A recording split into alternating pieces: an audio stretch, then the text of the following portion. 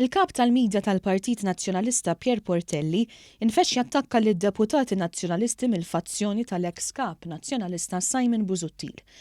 Waqt programm li għandu kuljum fuq ir-radju tal-Partit Nazzjonalista tal-Analiżi tal-Ġurnali, Pierre Portelli attakka lid-Deputati Nazzjonalisti tal-Fazzjoni tal-eks Kap Nazzjonalista Simon Busuttil tal-skontu illikjaw l-informazzjoni ta' xinat waqt il-laqgħa tal-grupp parlamentari nazzjonalista lill-midja.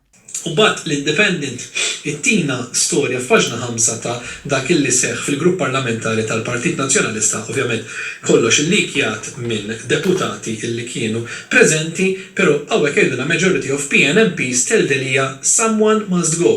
Jumejn ilu f'laqgħa taħraq li ħadet 7 sigħat, deputati nazzjonalisti ma tawx għażla oħra lil Delia ħlief dik li jirriżenja mit-tmexxija tal-Partit Nazzjonalista. F'laqgħa li spiċċat fis-satejn ta' filgħodu, id-deputati nazzjonalisti qablu li kienu qed jagħtu lil Delia jumejn ċans biex jara kif se jagħmel dan.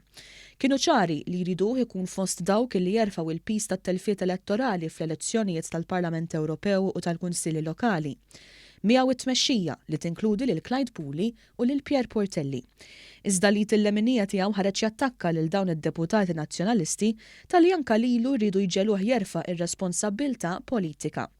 Pierre Portelli mhux l-ewwel darba li juża l-ħin tiegħu fuq ir-radju tal-Partit Nazzjonalista biex jattakka lil min ma jaqbilx ma' Delia u t-tmexxija tiegħu.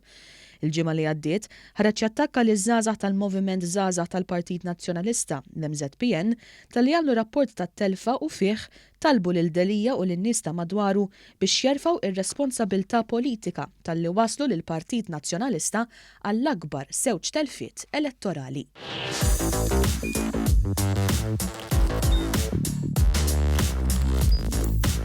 Idħol fuq one.com.mt u hemmhekk tista' tara l-programmi kollha li jxandru fuq One permezz ta' One Play.